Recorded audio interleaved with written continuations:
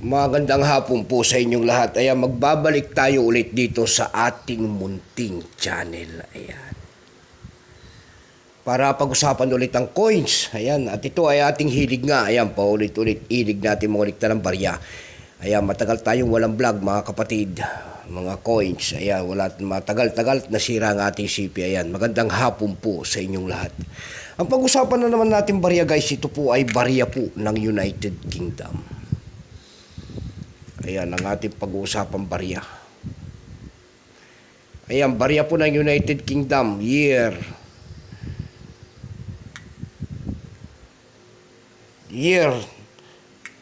1937. Ayan ang ating pag-uusapan guys. Year 1937 ang ating pag-uusapan na barya. 1 penny po yan, ayan. Sa bansang United Kingdom. Ayan, tignan natin to. Siya po si King George, ayan, yung lalaki na yan. Tignan natin ito kung magkano na ang kanyang bintahan sa ating mga online selling. Ayan, isa naman tayong kolektor nga, ayan.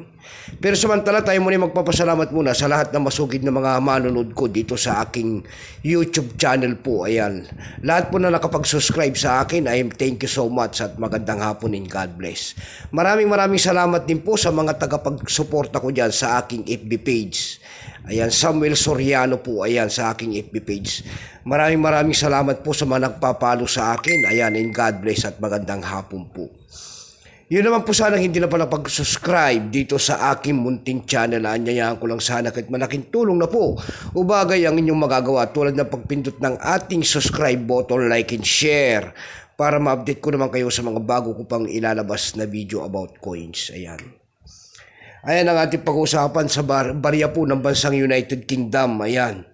Siya po si King George. Ayan. Nagsimula ang years nito guys mula year 1937 hanggang 1948. Value niyan ay 1 penny. Currency of pound sterling 1158 hanggang 1970. Kung ano materialis ang ginamit sa barya na yan, yan po ay bronze. May bigat lamang itong 9.45 grams. May haba naman itong 30.8 mm. May kapal po naman itong 1.6 mm. Orientation niyan ay medal alignment. Itinigil naman ang paggamit sa barya na to ng United Kingdom noong August 31, 1971. Ayan. Number and dash 669, reference number KM-845. Tatlong klase po ang inilabas dito sa barya na ito. May FM, may matte proof, ayan, tsaka proof. Pero itong atin, ito po ay year 1987, 41%. Kung ilang piraso pong ginawa sa barya na yan, ang hawak natin, ito po ay 88,896,000 piraso po. Ayan, may presyo na rin po yan doon sa ating numista. Ayan, binigyan na po ng presyo ng ating mga kolektor.